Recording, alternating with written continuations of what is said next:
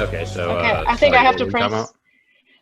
Yeah, I was just saying that I was trying to, after I finished writing my own book and publishing my book in June this year.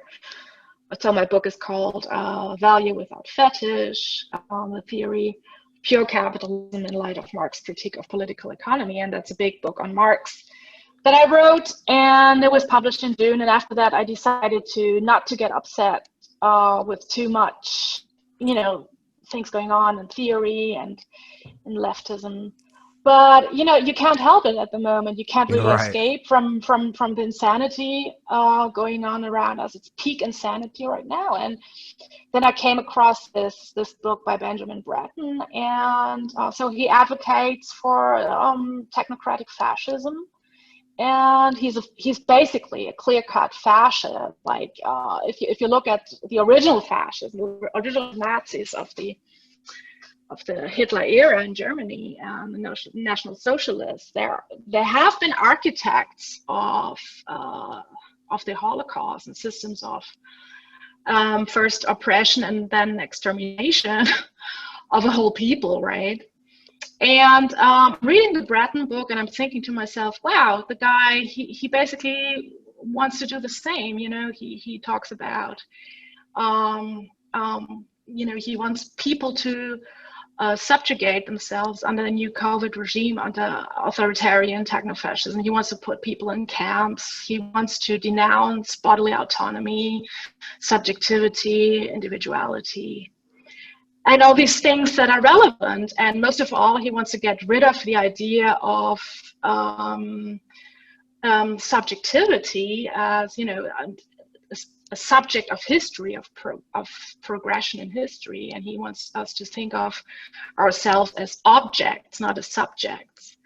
And, and all of this, it's not directly derived from fascist writers or fascist thoughts. You would think of somebody like Carl Schmitt, who was an authoritarian, but it's like it's been taken a detour through post-colonial theory. So what Bratton does has been taken this detour through post-colonial theory and post-structuralism, where you have all this whole idea of the narrative of subjectivity being, outdated. And you only have the sensual layer, which is also a very prominent concept in Bratton's book. And he has the funny thing. I mean, I was reading it and I was thinking, oh my God, this can't be real. Is this satire? There was this book, I don't know. There was this book by written on a pseudonym by Titania McGrath on woke culture, and it's a satire on woke culture. Is like taking it to the extreme. And I thought this was something like that. Some guy writing on the pseudonyms and writing a book about the pandemic. But because he has these propositions for such extreme measures, like, come on, putting people in camps, right? I mean, but no, it's dead serious. And so I couldn't really believe what I was reading. But this is the reality we're facing right now. So I couldn't really pursue my plan of not getting in touch too much with what's going on the theoretical front right now. And so that's what I've been doing these past, I don't know, two weeks or so, trying to get my head around how this works out for a leftist position. Yeah, like that's one of the hardest things to do is hate read something, or like read something that I have to be so slow, I can't read fast. When I love a book, I read so fast, and it's like 3 hours and I'm done with the book. It doesn't matter how many pages. But if I really hate it so much, and it's so absurd. The claims he makes are so absurd. Like he talks about conspiracy theorists being like everywhere in the United States, and white trash, this white trash, anti-vaxxers and so on, and then this he talks about white supremacy and folk tales and just think how the U.S. Capitol Police had to suffer at the hands of the mob. It's like, are you fucking kidding me? last week I was Like people that were visiting family. comparing January 6th to like the Taliban or whatever. Yeah. Like Michael Moore on I mean, Twitter. now Michael, yeah, I saw that. Michael Moore, he That said was like, that when was they just insane. storm the temples of power, that's when they're the best. You know, like a pro-Taliban. And then, yeah, what happened on January 6th? Yeah.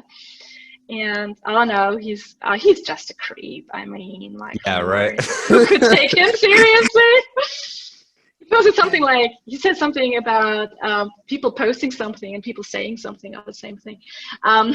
He said something about for the first time, in the history of the American census, the white people have the number of white people has diminished in the United States, and it's like, that's a good thing, you know, that's the first good news. Yeah, Like, what he's are you, such 12 like a years cuck. old? Yeah. I mean, this is so obviously racist to say something like that, you know, but okay, there's no racism against white people, so I guess it's okay. Yeah, Anyway. he's trying to be like hip, I guess. Like he recognizes he literally always says this too. He's like, "Oh, you know, I'm just an old white man, like, you know, don't listen to me or whatever, you know." So he's really trying to play that like hip, like woke role. And he's such a tryhard with that stuff, man. He's really a cuck when it comes to that. But he's really involved with like the Verso Books people, I believe, which is like the same people isn't that Benjamin Bratton book. Didn't that come out Verso? Yeah, Verso. We call it the Verso Loft. It's the Verso Left, the Verso Loft. Yeah. That's literally something like I always think about them and Jacobin and DSA as like the same kind of liberal apparatus. Yeah, of course. Left. Of course. This is not a secret. Everybody knows that. I mean, everybody who has a brain to think. Or go ahead. Go ahead. Yeah, no, I was just saying, of course, I mean, this is not really a secret. Just reread some of my older Substacks on this whole Trinity formula of the left about race, class, and gender. And I have I've written some essays on this issue, and I just rediscovered a quote by Alexandria AOC Ocasio-Cortez last year when she said, "The class essentialists are a threat to our movement." I mean, and this says really everything that you need to know about the Democrats. Yes, right. You know?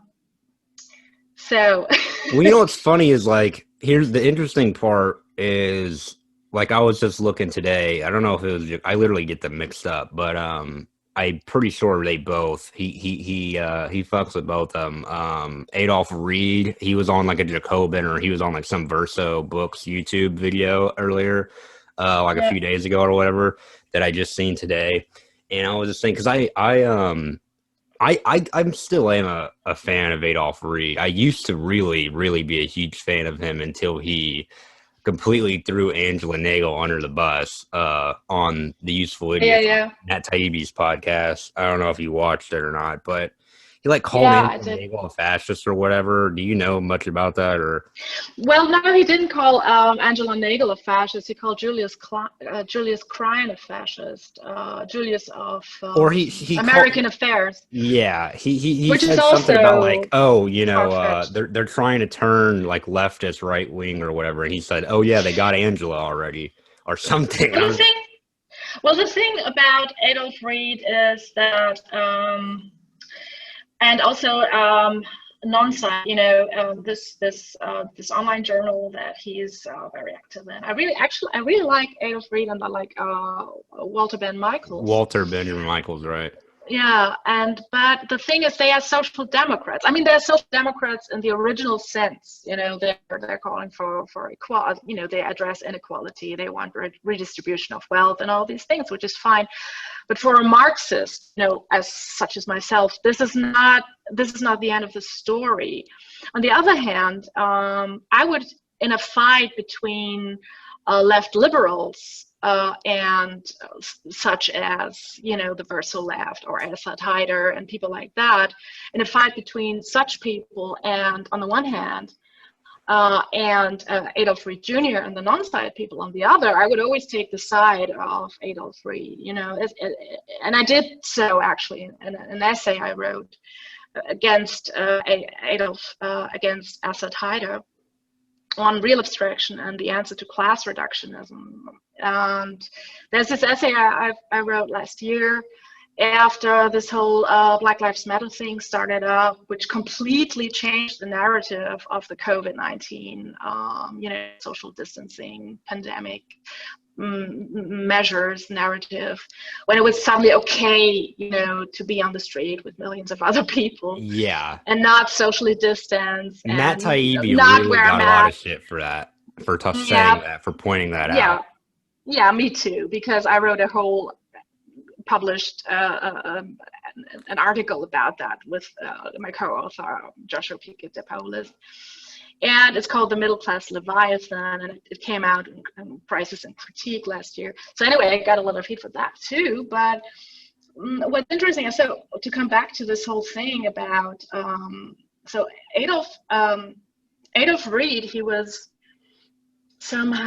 canceled for he was supposed to give a talk at some DSA New York chapter meeting on I don't know, It's race and so class, I funny. don't know, and because Adolf Reed, you know, he's an acknowledged, you know, he's a social scientist and so on. He's a left-wing, I wouldn't say Marxist, but though he has this Marxist components to his thought, Right. he is of course somebody who says we need to talk about class, right? And so he was canceled for saying that, Yeah, he's called a for class being reductionist or whatever. he was labeled a class reductionist, and then you had all these people either supporting or denouncing him, and then you had these special leftists. I call them my special leftists, like Assad Haider.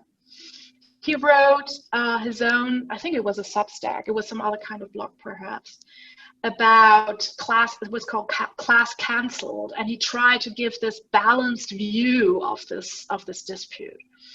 But effectively, it all came down to denouncing Adolf Reed Jr. as a class reductionist. Like, this is the wrong position to take in this debate on race and class. You can't be a class reductionist. So what I said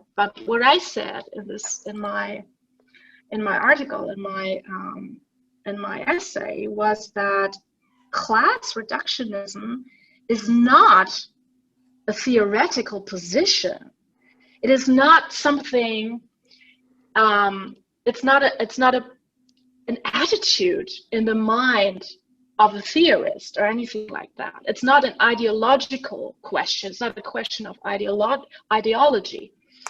But class reductionism, if you really take it as what it really means semantically, is the very structure of reality Right. for most people living on this planet, right? It's a real abstraction. It's something that actually exists for people who have to sell their labor power for a wage, right? And this is what constitutes class. So this reduction to class is something that happens in the everyday lives of people, right, who have to live on a certain wage. And so we have a real abstraction going on here. So this is not a theoretical position, but this is something that people have to endure. People have to live with that, and they cannot escape it as long as we live in a capitalist system, right?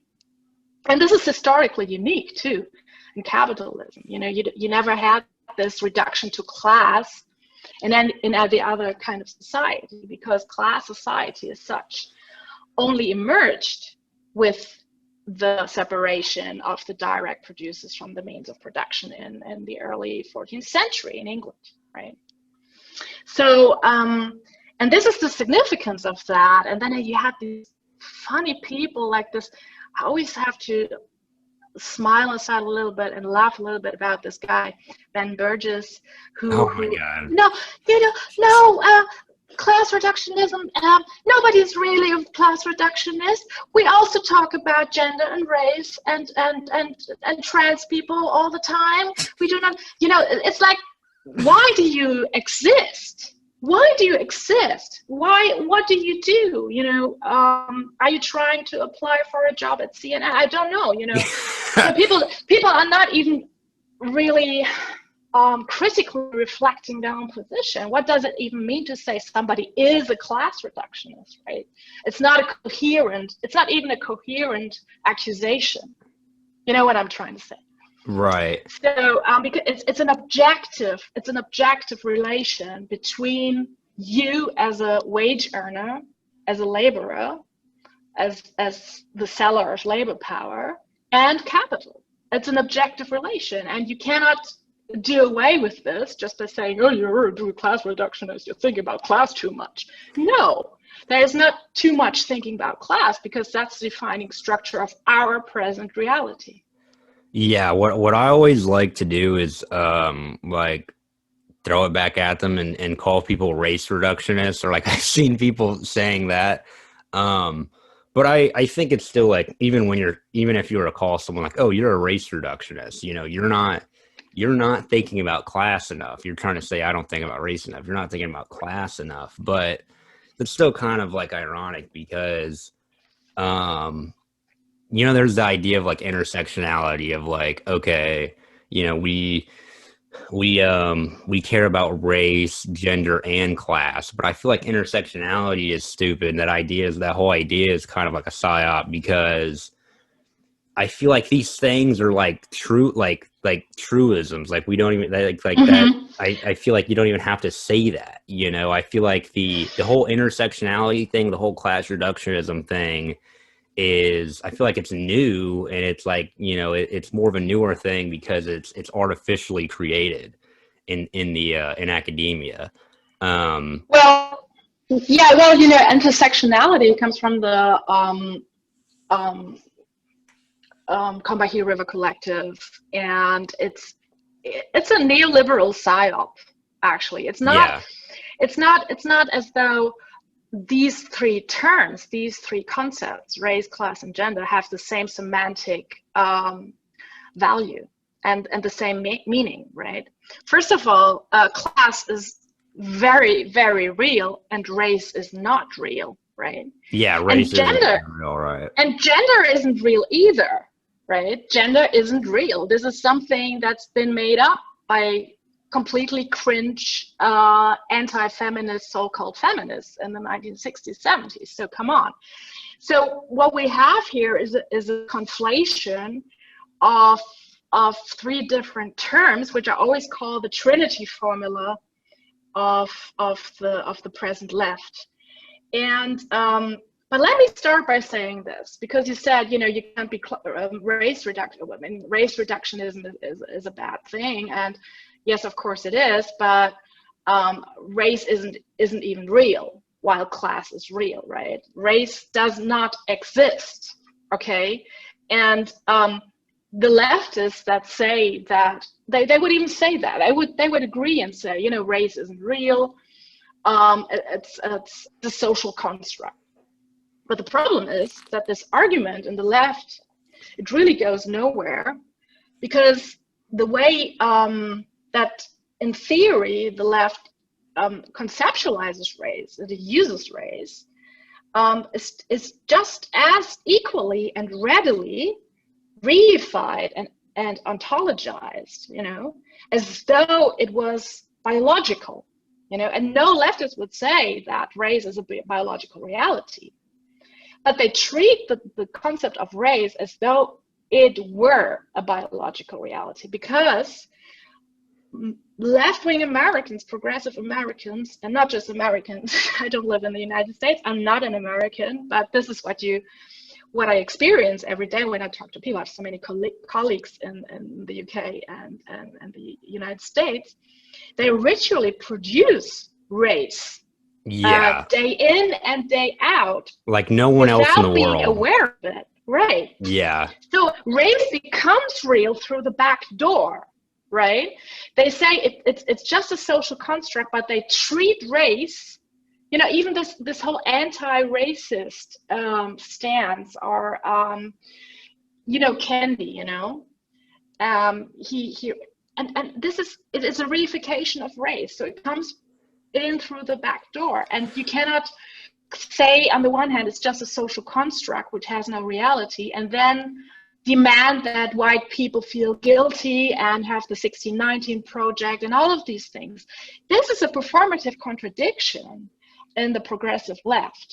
Right. Well, Right. yeah, I mean, like two things really that come to mind is like the first idea is, well, um, like, okay, yeah, like that is correct. So America, we unlike any other country in the world, we really focus on race. Like we're really obsessed with race. I was just talking about this with my friend Angie Speaks, who just came on the last podcast, but in America, we're like really obsessed with race. Even like in the UK, they're not even as obsessed with race as we are in America. So, Not so sure about that, though. Have you ever been to London? Have you ever been to a London university? no, I have not. And go to the student center and looked at the ads and the murals, and they're fucking obsessed with race. So you have to believe Well, it. that's true. That's true. But I mean, I think because America is such like a big cultural export, they probably get that from us, or I don't know. I mean, they're Yeah, probably yeah. obsessed with race in their own way too. But another thing I want to say is, like how many of these people, in leftists or whatever, like how many of them really like it's actually a complex idea. It's actually a complex thing about how race isn't real. Like it's actually like the biology and the actual science of that is actually pretty complex. Like how many of these people honestly understand that race isn't a real thing? We shouldn't treat it as such. That's why I really got into Adolf Reed, because he does a lot of good work on this, and even how we think about race in medicine and shit like that. He's done a lot of good work on that. But Race isn't real, and I mean that I it know is that's what I'm not saying. even But so. It's not even how so many of these people complex. really understand that, though, is my question. Yeah, I don't know. I mean, it's just paying lip service when they say that race isn't real, because they keep on operating with this term, and I'm concretely addressing the people I've also written about, like Asad Haider and Charlie Post and Nikki Paul Singh and who else? Like Cedric Robinson, who wrote this book like Marxism, and it's a fetishization of race. It's a fetishization. It's a fetish. It's become a fetish with the sole purpose to divert attention away from the problem of class. And I think that's been uncovered in the last couple of years already. And people who are still unsure about what the race discourse is about, they should read Oliver Cromwell Cox, who Oh yes, I want to ask you about him.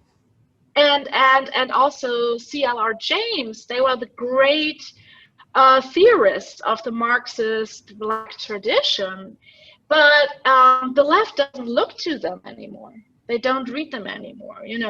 They look to anti-Marxists like Cedric Robinson or so. And Oliver Cox, he wrote this phenomenal work in 1948, standard work on class and race, called Caste, Class and Race. And he says the fascist principle demands that class conflicts be converted into race conflicts. Okay, and so if you take this seriously, what he says, so we're living in fascism already, right? Because all the class conflicts are externalized as race or gender conflicts, with the sole intention to divert the attention away from the real issues, economic issues. And Cox, he suffered accusations of being a class and economic reductionist in the 1970s Oh yeah, himself. what did they even call it back then? Economic determinism, or Yeah, economic determinism, right? yeah. But it's interesting because we live in a society that is economically determined. Right. Right, and policy and ideology. We live in the neoliberal era, despite some people who say the neoliberal era is over, which I think is a left liberal dog whistle for, you know, accepting neoliberalism as it is. Oh yeah, no, we're still We in it, and still it's only getting worse. exactly, and well, you have to talk to some people to see that they really believe that neoliberalism is over, which is a bit of a denial of reality. But no, but Coxey suffered these accusations of economic reductionism, and this is, of course, in the history of philosophy, that would be an idealist position. It would be an idealist position to say, you know, we're not just economic beings. We also, you know, we are more or less determined by our ideas and our visions and our desires and so on, rather than the economic base and the way that we reproduce ourselves, right? This would be an idealist position. And the materialist position would say it's the other way around. You know, the way that we reproduce ourselves, whether we have to work for a wage or not, and these things, they are decisive for our worldview, right? So this is why we have class positions, class interests, and you cannot reconcile the interests of the capitalist class with the interests of the working class. You know, it's a contradiction. It's a contradictory relationship, and so it's important to emphasize how this economic sphere determines, as Lenin says in the last instance, our being, you know. And I think he repeats it from Engels. So, but it's important. So there's a bigger message, I think, a bigger, more complex issue at hand. I think it's important to see that the real reductionists are those who say that we have to be more, you know, open, inclusive, diverse, you know, all these things that sound so good to the neoliberal subject. But this is the real reductionism, because it turns the significance of material relations into one form of many of oppression, right? And so by saying these things are all equally important, you know, our identitarian factors, like the color of our skin, the way we look, the way we dress, the way we identify sexually, and all these things are equally important as our class position in society, is again a means to divert attention away from the real problem, which is class society, and which is poverty within class society, and the reshifting of wealth within that society, right? So this is why this is the point that Walter Van Michels and, you know, and Adolf Reed and so on, they make, that if you just want things to be more diverse, you still have the same inequality in the society, but then the 1% who owns the, you know, the mass of wealth, they will be more diverse, right? But it doesn't change anything about the economic situation of the majority of the people. It would just be more diverse. Like an idea that I wanted to talk about, which is for like a while on the podcast, but like this idea of like, because, you know, I really think that these ideas all come from somewhere, but I've been really meaning to really look into it myself and do research on it myself, but which I have a little bit, but it's like this idea of like, I straight up and down believe that I think that barely any of this class reductionist idea, fucking this idea of like race and gender, focusing on race and gender and like the intersectionality shit, I think that most of that by far is literal CIA psyop fucking like artificially created, like completely government like controlled. Like we do not want people to focus on class and, you know, like a worker revolution or whatever, like they've seen in Yeah. other countries. But, you know, a lot of people say, you know, okay, maybe there's a little bit of CIA involvement in academia and whatever. Like there's proof, there's absolute proof that the CIA was involved in, you know, academia and stuff like that. But people don't really tend to really completely believe that idea that I have, that like, no, all of like 99% of this shit is like made up. But you had a really amazing piece on your Substack called Toward Division: The Bizarre Argument for a Unified Theory of Capitalism and Racial Oppression, which I recommend everyone go read. But you know, like how long is the history of people being being labeled as class reductionists, or like while you were looking into this, you know, did you find like a certain point in time where you started seeing a rise in this, like people being labeled as class reductionists? Because this is a fairly new thing, if I'm not mistaken. No, it's not a fairly new thing. You can go as far back as the beginning of the 20th century, even. You know, I think debates between Rosa Luxemburg and the reformist fraction of the social democratic parties and so on. No, but the more recent phenomenon, so after the death of the working class movement, so let me start by saying this. I think you're right about, you know, CIA working with Neoliberal Capital to erect this narrative. Neoliberal Capital has a fundamental interest in crushing worker resistance. This is not a secret. So, and if you look at the biographies of the theorists that make a point for, not so much for capitalism, because they know it's not so much not so fashionable anymore to be openly pro-capital. But you see people like Quinn Slobodian, who writes sometimes for the Guardian. He is sponsored by the Volkswagen Foundation, and you have and people like that. And Benjamin Brereton, of all, you know, he has a stipend from Russia, Putin, right?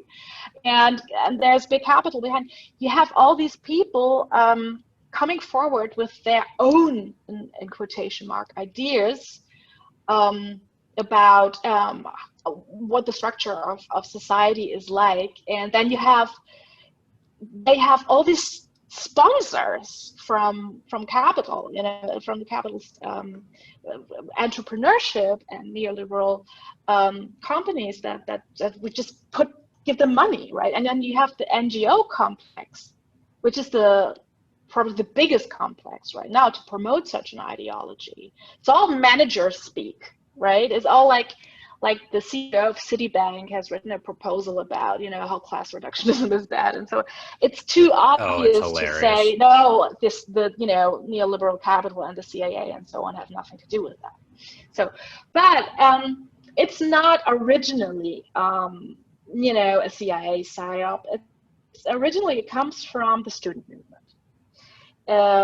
If we skip the first 60 years of the 20th century and say, okay, that was when the working class movement was still very much alive, and there was a revolution in Russia, and then you had the Soviet Union. But the 1960s meant a decisive shift away from this class first. Yeah, that's what I always think. I always think like in the CIA shit, like it really happened in the 60s. There was a lot of weirdo shit happening with the CIA in the 60s, like Charlie Manson and like LSD and shit. So I wouldn't be surprised if they're also and who killed this Fred from the Black Panthers? Oh, Fred Hampton. Fred Hampton. Yeah, I was going to say Fred Hampton, but I think, is that correct? Yeah, who killed him? Right, CIA. Or FBI or whatever, FBI. Yeah, no, so what I want to say is, because Hafter was one of those who was really outspoken about class, and he says they want to divide us, right? They want to Right. divide us into white and black and whatnot, Yeah, that's Hispanic why I and have so Fred on. And Hampton as my profile picture on Instagram. yeah, I know. And so, but I think it goes back to a very specific clique, and that is the New Left Review. I would say, so they're basically Trotskyists, and they had some brilliant writers, and I really want to say some great stuff happening there. But then you have cultural theorists, and cultural theory became a big thing in the 60s and 70s, and then you have writers like Stuart Hall, who never really, I don't think he ever used the expression class reductionist to denounce his opponents. I mean, this is a big shift also today. In the 60s, if you look at the disputes, the debates within the left, they were up to a certain point, specifically constructive. You know, they were constructive. People were listening to each other, trying to understand each other's arguments and so on, and making really fact-based evaluations. This is no longer the case. Now the left has one job now, its self-assigned task is to denounce the opponent, you know, not having arguments, just calling the opponent a fascist or a conspiracy theorist and so on. And it was different in the late 60s, early 70s, and when Stuart Hall was around, he had this this famous saying where he said, race is the modality in which class is lived, right? Which I find problematic, to say the least. It's not really, he would have to explain this to me, and I didn't find a good explanation. It's more an appeal to what somebody might feel, you know, subjectively, a subjective emotion, subjective experience, rather than an objective statement about society. But I think it all went downhill from there. So from the New Left reviews, you know, late 70s maybe to the 80s, and the British left, it carried a lot of this resentment against those classic Marxists, and you know, and they wanted to try out new things and new forms of living. It all became a lifestyle project, more or less, and it became so popular. When I was little, growing up in Germany, I remember the early 80s still quite well. So I remember my parents and my parents' friends, you know, suddenly turning up, you know, say, voting for the Green Party. There's a real ecological alternative, you know, being in the anti-atomic power movement, and, you know, all these things. And also aesthetically it became different. There was a lot of hippie influences from there, you know. So that was a decisive step away from the aesthetics and also the ideas of the classic traditional Marxist left, right?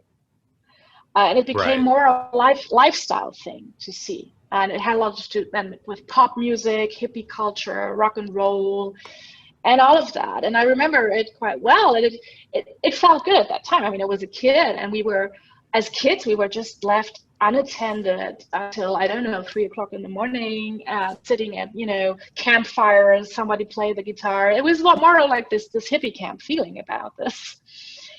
No harm intended.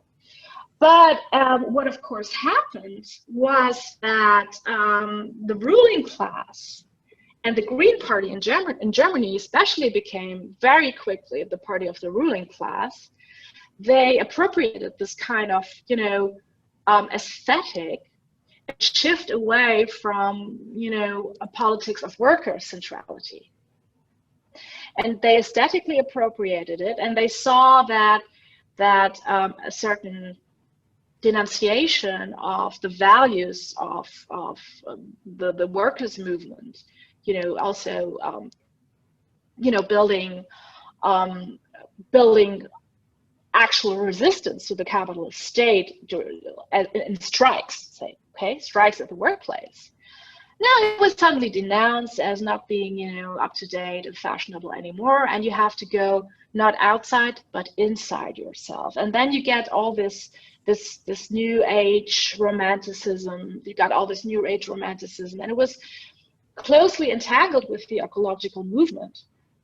And that was, I think this was more or less an international phenomenon. I'm not sure whether this was just exclusively happening in Germany. I don't think so. It was, when you see movies from the late 1970s, United US movies, you get the same feeling, you get the same ideas. And the Vietnam War, of course, was a big incision in this. There was a big shift to nihilism and a big shift to disillusion with what was going on, and so many people have lost their lives, and it was also that, and that didn't quite give way to a new revolutionary impulse because it was so strongly appropriated by I would say these new agers, this whole also psychologized in so many ways that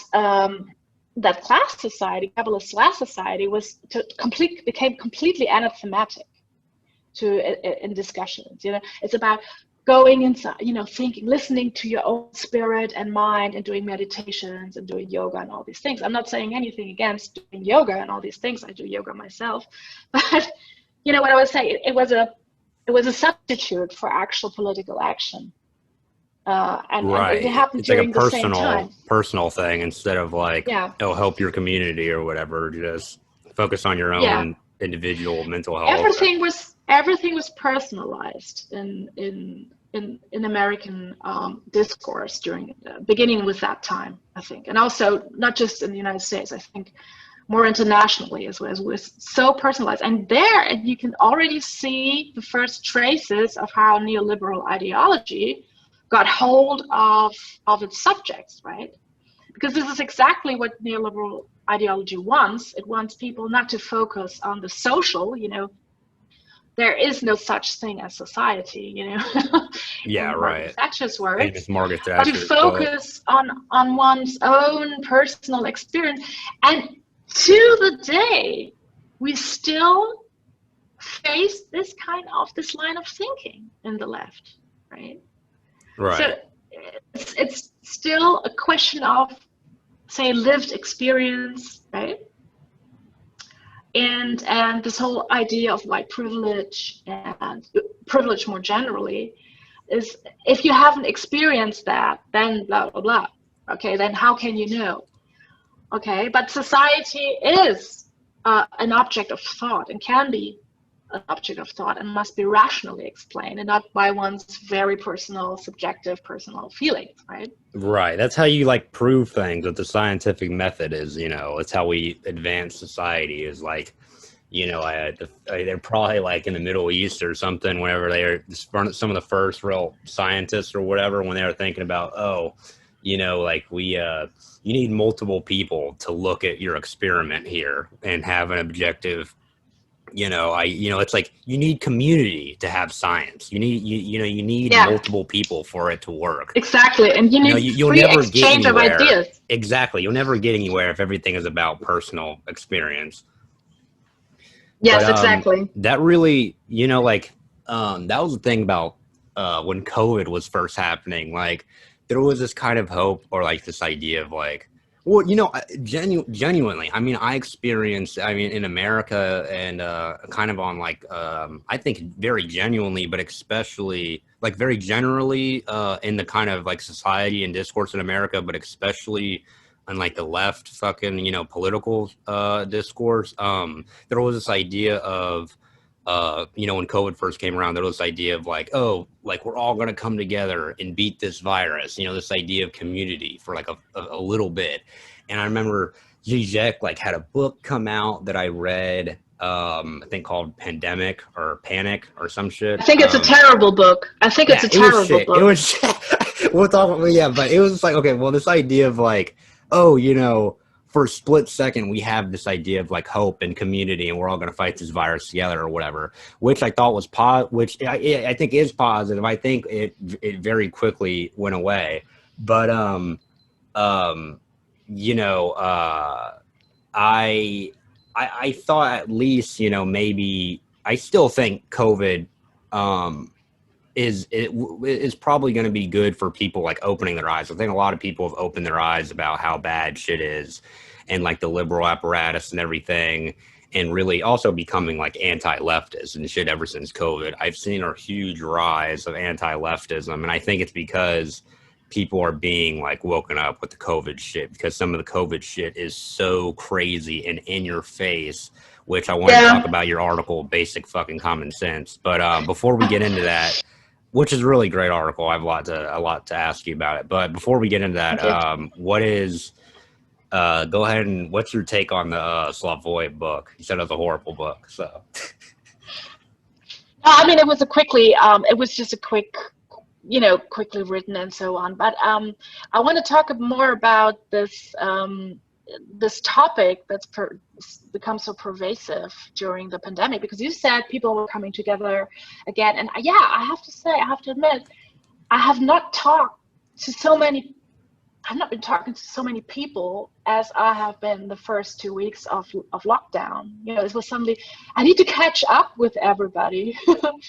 And people that I would usually like WhatsApp, you know, or Twitter, and then I would call them up and I would want to hear their voices, right? How are you? What are you doing? But that soon, you know, that soon gave way to more, you know, annoyance about the new authoritarianism that you know reared its ugly head. But there was one pervasive topic in the COVID regime's narrative, and that was the topic of vulnerability, people being vulnerable.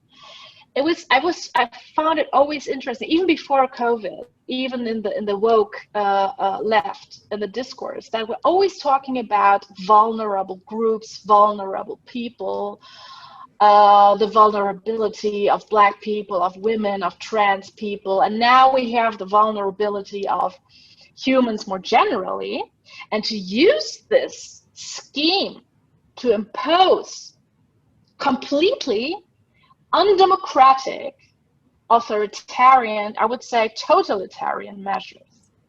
So that's a shift in the discourse on authoritarianism. It has to be a shift, because people don't want to be bad, right? People don't want to be guilty of hurting vulnerable people, right? But what's interesting is that in order to protect those vulnerable populations, whoever they are, we have to impose stricter lockdowns, stricter policies, stricter measures, and so on, which is so self-contradictory, right? Yeah, it's contradictory. Like, you had a good point in your piece. Like you said, like old people can either be used for like a pro argument for lockdown, you know, it's like, oh, you know, if the virus keeps on spreading, you know, your grandpa or grandma might get it or whatever, you know. But as we impose the lockdown, old people are like dying because of like stress or fucking not seeing people, you know. They're dying of loneliness, of loneliness or sadness, exactly. So many old people who cannot see their relatives. I know so many stories of older people losing weight in 3 months, over 20 kilos, and just dying because they sometimes don't understand if they have Alzheimer's, or, you know, they don't understand why they're not allowed to touch anyone, right? And then the closest family, the daughters, the sister, or whoever comes, and they want to hug them, and they said they're not allowed to. And Jesus fucking Christ, I don't want to be in a room with these people, preventing them to do it, because I would have hit them in the face and say, hello, you let this poor old lady hug her sister, right? Or couples, married couples being torn apart, you know, and being left to die. Yeah, so this narrative of vulnerability has been used as a very clever way to blackmail people into compliance with, because, you know, you don't want people to die, because this is what you hear, right?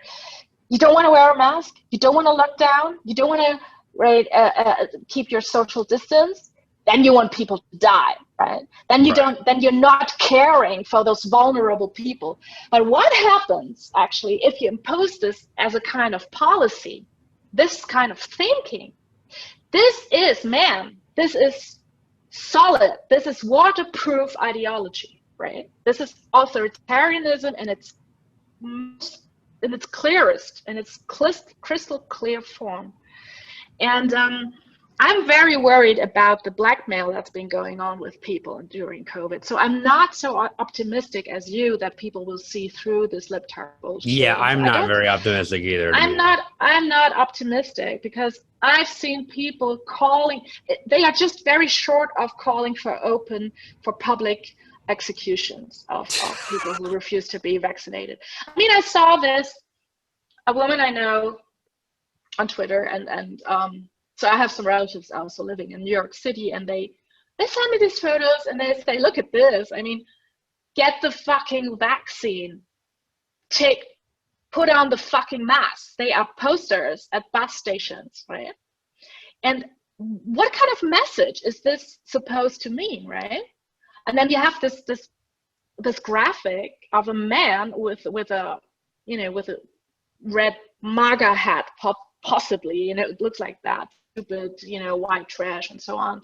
And he says, no, he's scared of taking the vaccine, and he's scared of, and he doesn't want to mask up, and he's being forced to, and people find it cool. People say, hey, New York is such a terrific place, hell of a place, right? Isn't that cool? Oh, we in New Yorkers are the coolest people in the world. You're telling people to wear masks and, showing wax passports for going to a restaurant or club, or even having a coffee at the bodega. Hey, come, what's going on here? And this moment of self-reflection and thinking, there is no beyond this. So there is no protecting of people that is actually going to take place if you do these measures. It's so it's self-referential almost. It's like you have to take the vaccine so you don't have to suffer from the measures. But this is a self-defeating argument, right?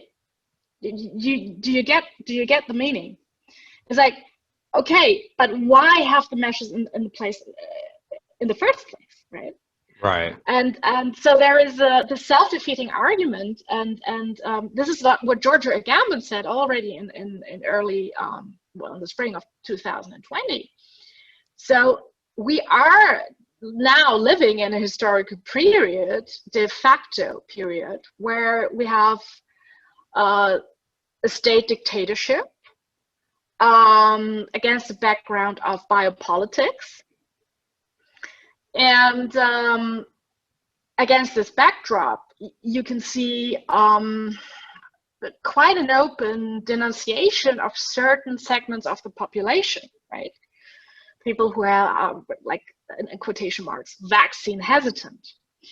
And the most interesting phenomenon accompanying this is, of course, an actual and real racism that's happening now, because a lot of the people in the Black population, they don't want to get the vaccine for several reasons, right? And nobody talks about that kind of racism now, because you have the good guys in place, right? And I have to be honest with you, I've had COVID, and so I'm immune now. And I've read so many articles, and interviews by doctors, and so my immunity is 6.7 times higher than if I had the vaccine, right? And I'm a healthy person. I'm super healthy, and I don't see the objective necessity of having to take the vaccine. Really, I would rather get sick again than have this vaccine. Yeah, because the mortality, the fatality rate of the virus is so small for somebody who's relatively young and has no comorbidities, and what I really don't understand is this culture of fear that's been proposed, you know, by governments all over the world, by the way. And it's just about, it is not about health, and it's not about care, and it's really not about protecting vulnerable people. This is what I wanted to say.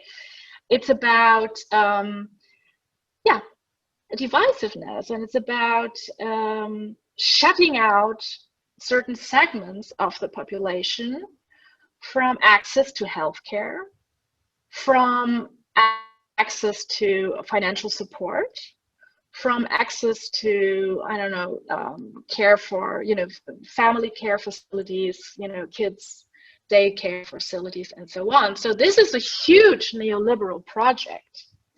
You can say that poor people, and not just in the United States, but everywhere, they are fair game for the vaccination regime, right? You can do anything with them. You can denounce them. You can say they are filth, they are trash, and you can take away their rights. And this is the whole scheme behind this COVID thing. It has nothing to do with the virus. It has nothing to do with protecting the health system, the NHS, or anything like that. Because if it were in the interest of the health of people, if it were in the interest of protecting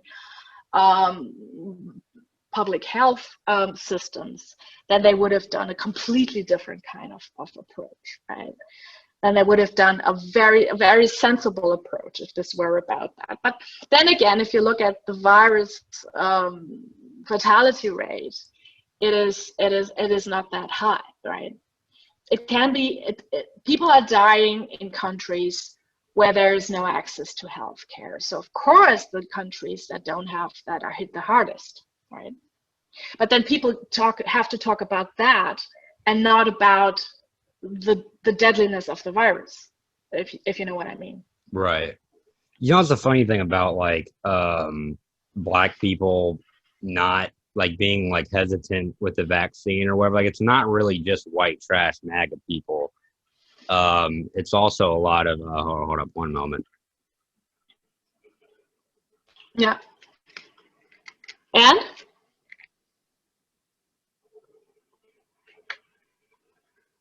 so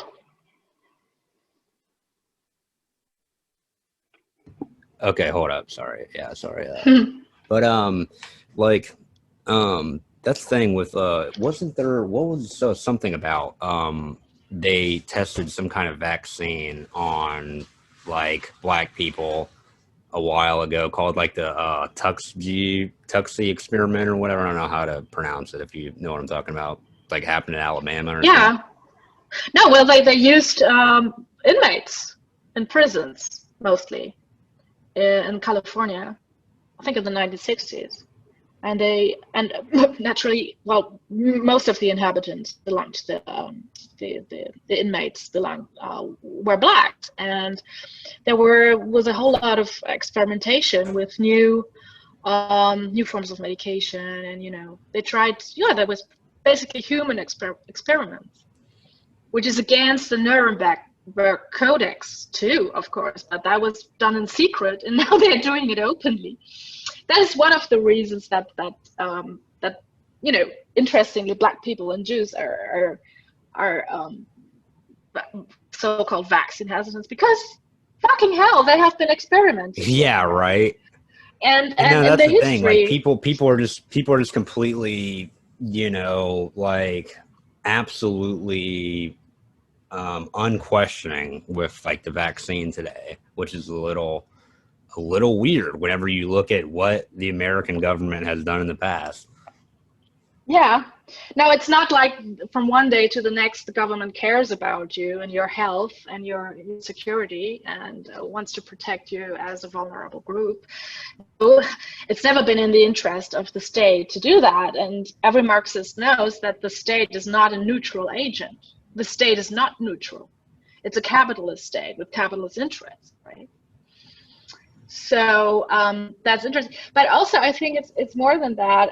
It's been known that people who get vaccinated, some people have no problem at all. It's not really clear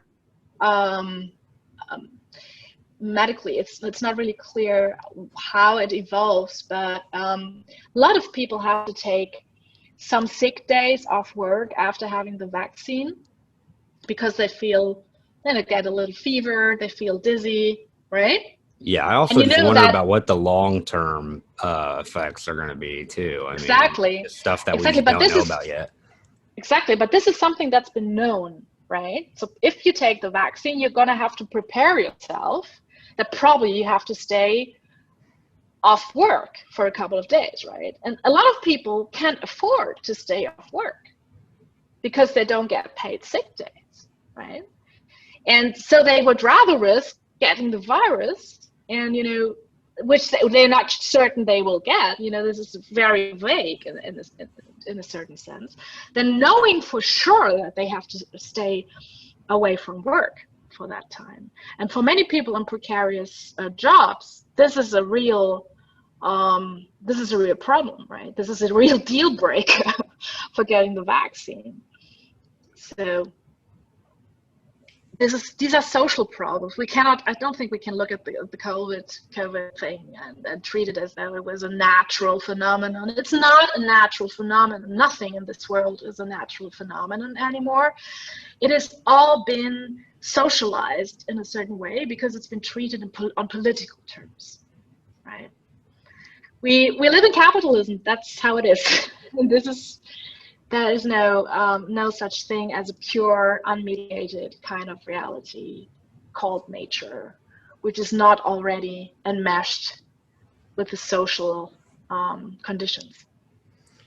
Yeah, I wanted to read out a couple excerpts for the listeners from your amazing Substack piece titled "Basic Fucking Common Sense," which I recommend everyone go read and subscribe to your Substack. It's really good. But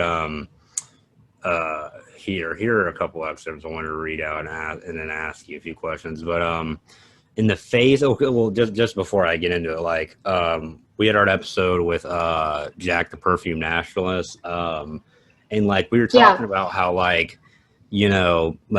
we get I get not everyone completely believing because in that episode we really, and also his podcast, he really gets into a lot of the deep cultural and theory kind of stuff about kind of what the elites are doing or whatever, and I just said I get people not really believing the cultural stuff and what we're that they're trying to brainwash us and the media and all this kind of the more kind of crazier conspiracy stuff or whatever.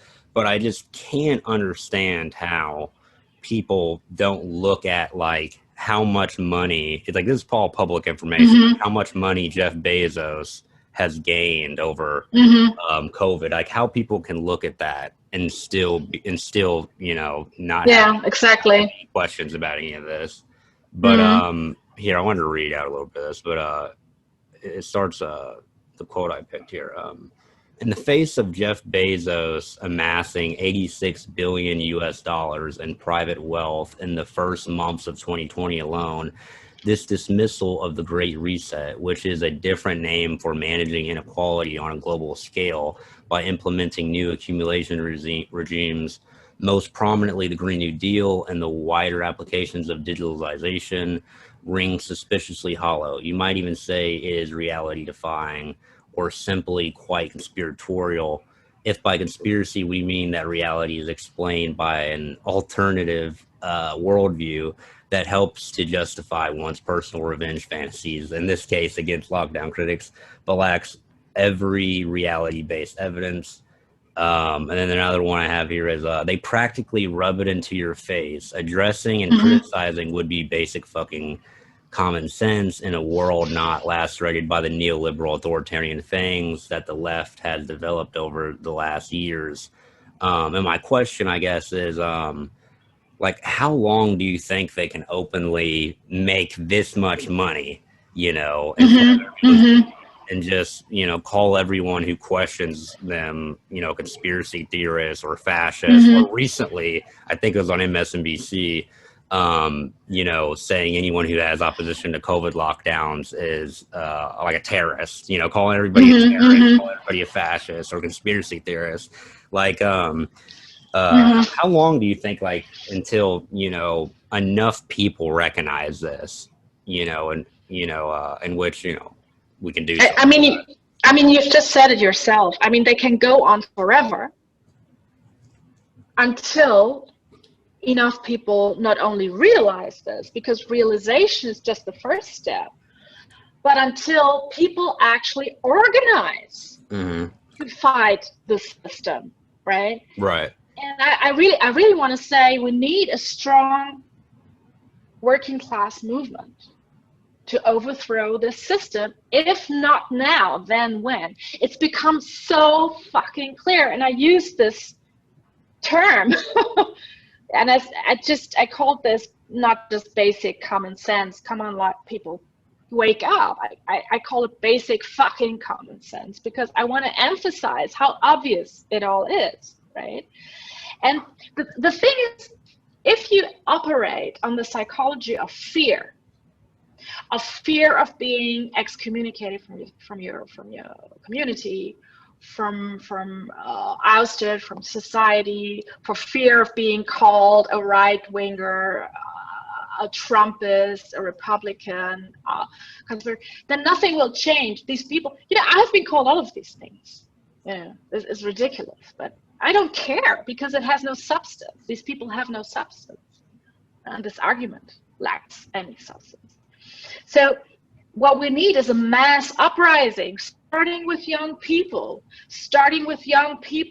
at the age of, I don't know, 14, 15, 16, who now go back to school having to show a negative COVID test, who queue up in hundreds in front of the school, who don't make it to class because they have to take this COVID test before school starts, and line up with hundreds of other school kids. Yeah, and don't certain COVID tests cost? Christ.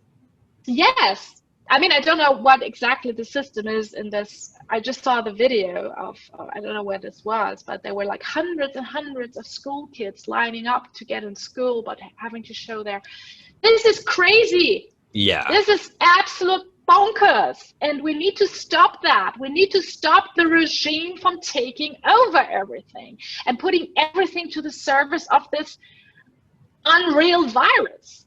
Come on, right? This is not Ebola, right? I would have shut up about everything I've said before if this was a real threat to people's lives at a massive scale, right? But it's not.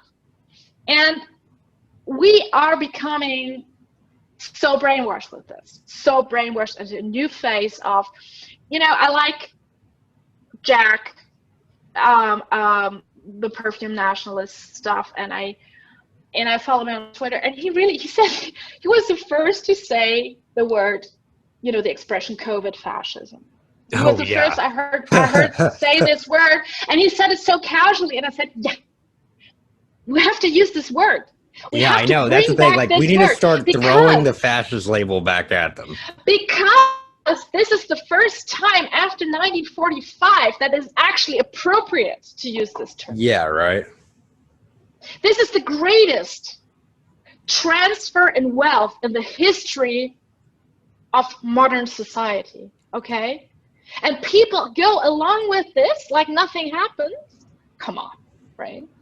So I was gone. You know, I'm a mother, and I was gone on holiday with my kid and my husband, and I wanted to take, you know, just some days off, not to think about all this shit, you know, all that's happening, and the rising fascism, and, you know, and the denunciation of people and stuff. Right. And then I couldn't, and that's when I sat down and wrote this piece that you were just quoting from. I wrote it on my holidays in southern France because I was so agitated by the news I saw, and I couldn't believe that people would go along with that, and I thought, really, it cannot go like this. And I think eventually at one point it's gonna explode. It has to. You know, this is already becoming more obvious now, and I don't want to talk about civil war, but the option is on the horizon. It's become a real thing now. Unless, of course, everybody has been blackmailed into compliance with this regime. And this is the only thing I'm scared of. I'm not scared of being called whatever unsubstantial, slurs they use against me. I'm only scared of this COVID fascism to become, a real thing. And it's already happened. It's already happening. So if you live in New York, right? Well, interestingly enough, I just moved from there like a month ago, but I was living there for like 6 months, literally just a month ago. I mean, it's happening already, right? You cannot go anywhere without this vaccine passport. And I'm not sure what already in like the last month or two, but I know that in San Francisco, they were the first state to, or like the first city, I think like their whole city, like all of San Francisco, like you need a passport to get in places, I believe. But I'm not sure if that's the case in New York. Like you might still. There probably is still. I mean, when I was in New York, I would go into the bodega or whatever. Like I definitely wouldn't wear it while I was walking around outside. I would see people fucking wearing the masks outside and shit. But I mean, I'd go in places without a mask, and it wasn't even that big of a deal. But they take it a lot more seriously out in New York though than like Middle America. Mm-hmm. Mm-hmm. Yeah, and sure. And I'm not even going back to my home country, Germany. I live in Switzerland, and I'm not even going back there because that's been so blue pilled there. My friends there tell me that the COVID lockdown stuff's like really crazy in Germany. No, it's so crazy. It's so beyond any rational explanation. They still use this infections per 100,000 inhabitants as a measure, as a parameter, which says nothing about actual infection and progress. It says nothing about hospitalizations. It may be that more people get infected also with the Delta variant, but that doesn't mean that the health system is going to be crushed, because it can have completely varying symptoms, and none of these are possibly very dangerous. It says nothing about the actual what was actually happening with and also the PCR tests. They are not a good parameter to judge the situation. There was some like scandal or whatever that said like a lot of these tests were like wrong or something, I think not too long ago. And it's just it's fucking nuts. Mm-hmm. Wasn't there something that said like a whole bunch of these tests were inaccurate?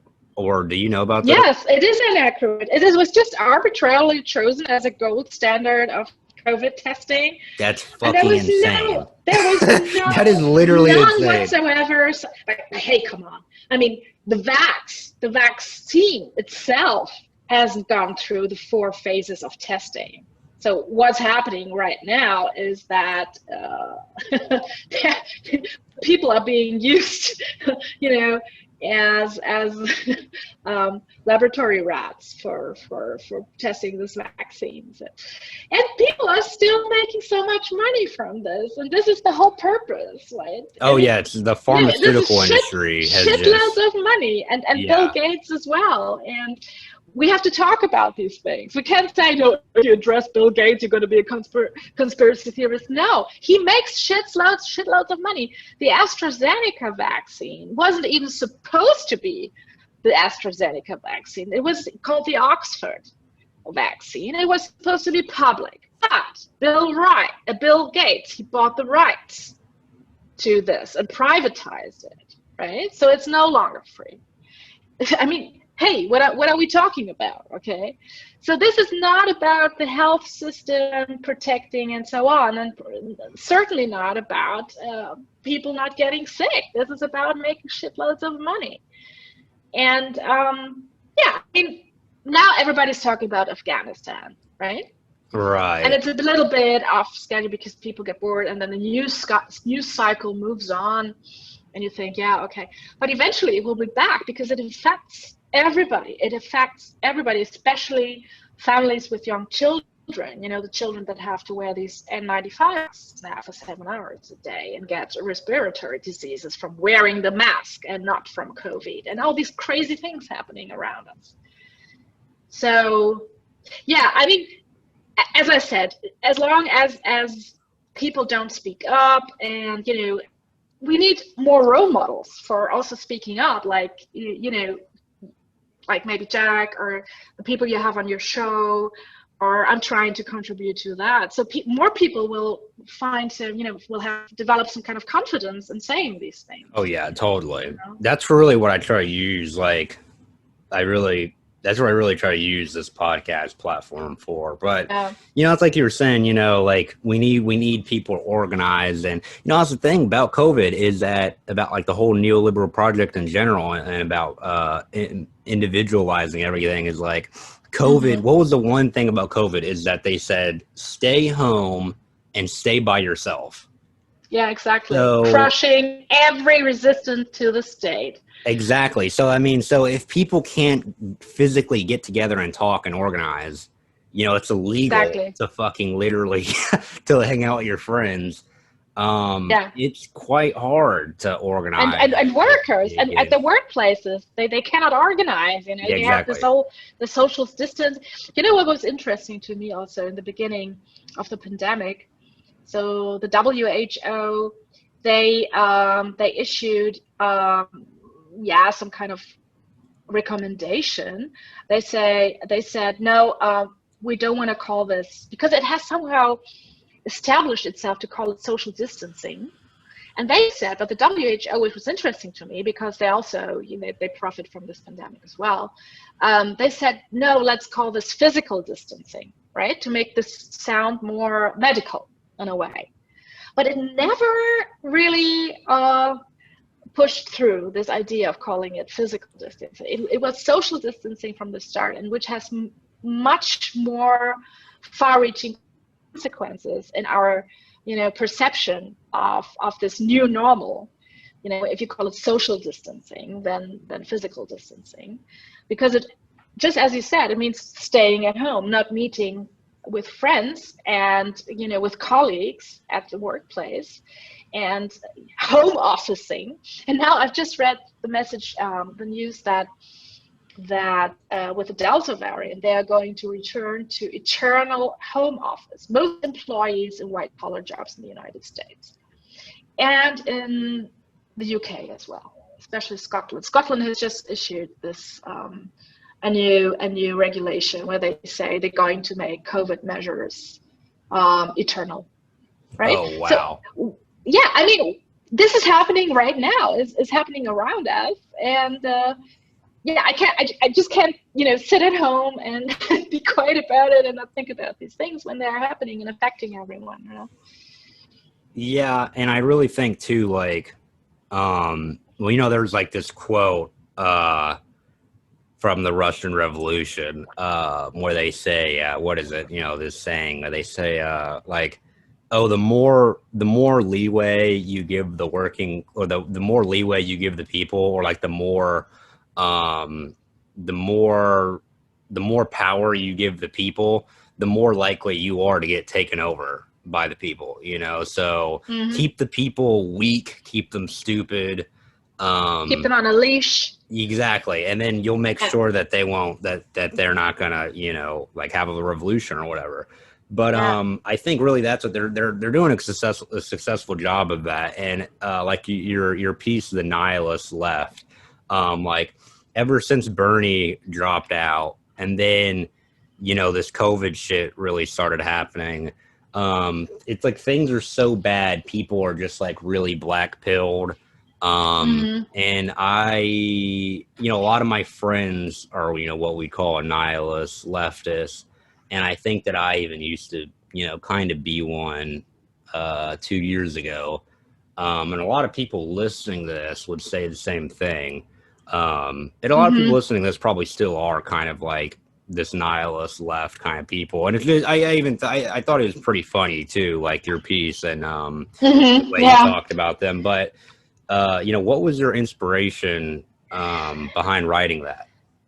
Yeah, so it is a funny story, but just let me say, because it's kind of personal, but just let me say that this is addressing a few former peers from Marxist circles that I've had, who now write for like Brooklyn Rail and these left liberal things. And basically that's a position within the mostly US radical left, like saying like everything is fucked, you know, Yeah, right. Everything's fucked. capital is everywhere, and Like the Mark Fisher normality is left. F, right, exactly. And they say things like free speech is just a liberal illusion, and schools are prisons, and all this bullshit, you know, like everything is reified. But I think, so my thesis would be that this attitude, and nihilist leftism, which is, I think, very pervasive in the US left, is just neoliberal ideology. Now, Yeah. why?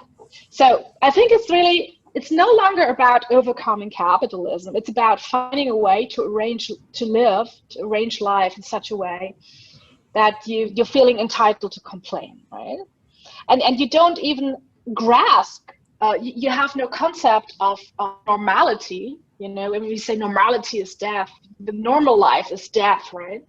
When you are in a very privileged position to be very PNC, you know, middle class, you know, white grad students in elite universities who all, if they are left, who all hold this kind of position about this nihilist position. They talk about the commodity form day in and day out, and they post Adorno memes, hashtag doom, you know, and to be honest, you know, the sad Wotan, you know, the dog in the house of fire, you know, the sarcasm, me in hell, and so on. And to be honest, it's so boring. You know, it's there's nothing intellectually stimulating in this position. This is exactly where it also coincides with the neoliberal conformist, right? Because the neoliberal conformist also doesn't want to change anything about the situation, just wants to complain. You know, oh, things are bad. You know, things are bad. Things are good. It doesn't matter really, because there's no action. It's complete inaction.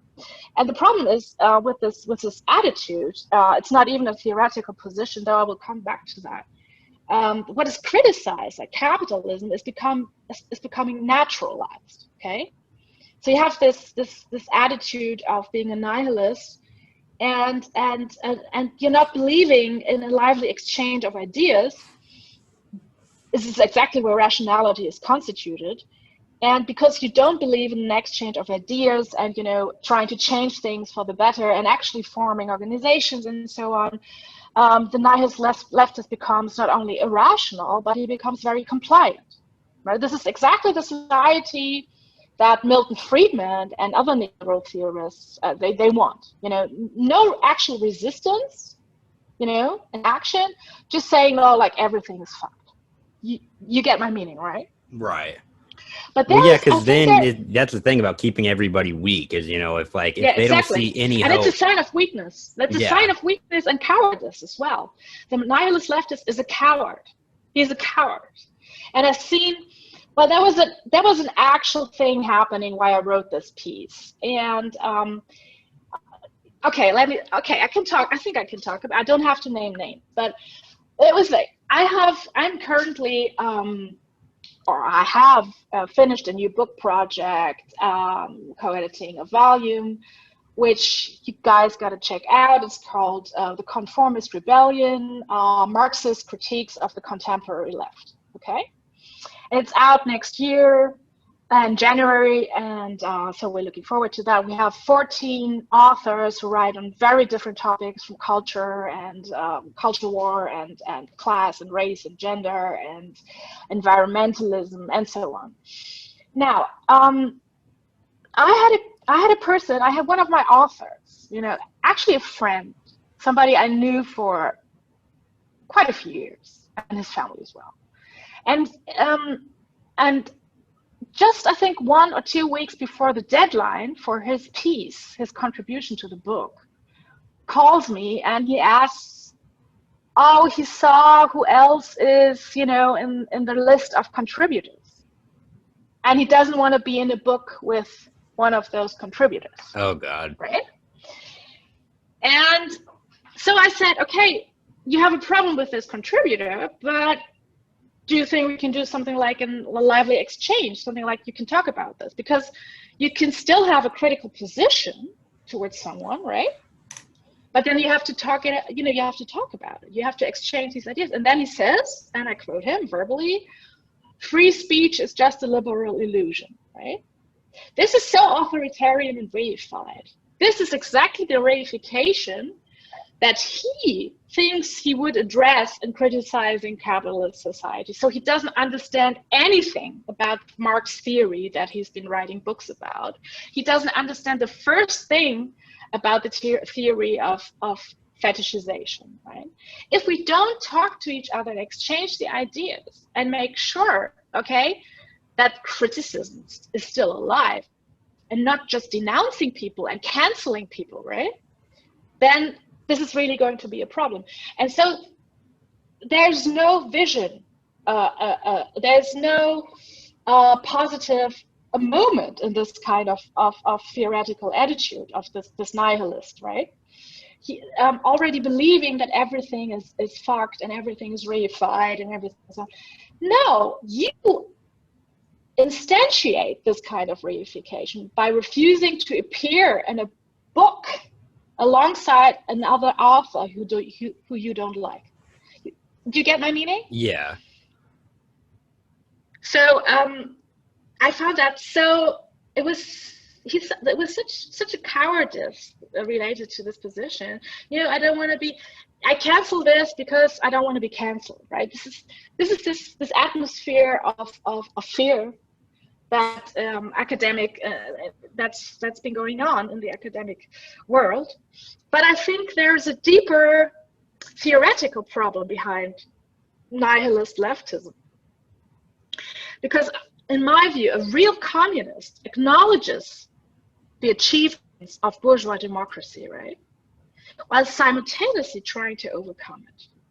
But it's really important to see that without formal democracy, like free speech, civil rights, universal suffrage, and so on, there will also be no worker democracy, right? This is the first. We need to see that capitalist society has evolved in forms which could be very much used by the working class. Yeah? But the nihilist leftist has no problem with getting rid of free speech, civil rights, and so on, because capitalism bad, right? But in this position, he embraces a totalitarian submission to pushing back the achievements of modernity. And these achievements of modernity, they were the achievements of the working class. Of course, the ruling class didn't want to, give people universal suffrage or the right of, free speech and civil rights and liberties. That was an achievement of the working class. And by denouncing these basic achievements of the bourgeois democratic state, bourgeois democratic modernity, the nihilist leftist becomes something like a racket to neoliberal ideology. Yeah, that's what's funny about a lot of these people is that they say that, like they admit and say like, okay, yeah, cancel culture is bad, but they're all fucking too scared to like say anything against it or support people who are canceled or get in trouble. So it doesn't really matter what the fuck you believe or what the fuck your opinion is if you think cancel culture is bad or not, if you're not doing anything about it or you're not sticking up for people who are quote unquote canceled. That's what I really hate is like they talk all this shit about how they're so cool and, anti-woke and anti-cancel culture, but they're scared shitless to actually get quote unquote canceled or get in trouble in any way. But the anti-woke leftists are just as bad as the woke leftists. I mean, precisely for this reason.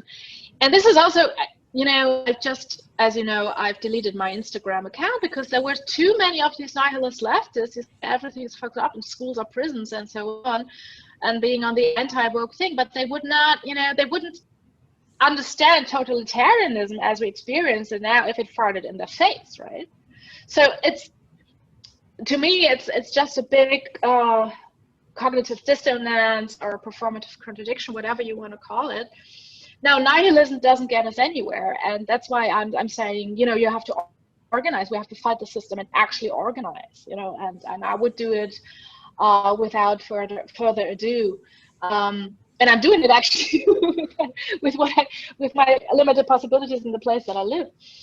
But so it's just so stupid. Also, this take, schools are prisons, right? I mean, who fought for schools? Who fought for universal education? It was a working class, and being against free speech and against any kind of institution, that the working class has fought for is not a very leftist position. Although now you have to say that every leftist believes that, but they are neoliberals, in fact. They're not really leftists. Leftism is dead. We have to kill it. Right. Well, I don't want to take up any more of your time. I know you must be very busy, but thank you so much for coming on. No problem. Yeah, it was great talking to you and being on the show. Thank you so much. Yeah, you should definitely come on again. We definitely want. We're about to have Perfume Jack on again. He was really great, and yeah, you were definitely one of the best episodes, I think. So I definitely want you to come on again. That'd be great. That would be great. Maybe you can have both of us in one episode. And oh yes, no, you know what? Maybe we can actually work that. I told him too. I told him that you should that he should invite you on your show. That I thought that he'd really like your work. Yeah. Well, I really like his stuff too. He's very. Yeah, I'm a woman though. I can't help it. I'm not a feminist, but no, I'm kidding. I know he's not like that. When it comes to rational people. Yeah, I think it would be interesting to have a back and forth like that. I mean, we're all more or less like-minded people, and that would be. Yeah, it's funny too though, because he's really anti-communist, especially lately.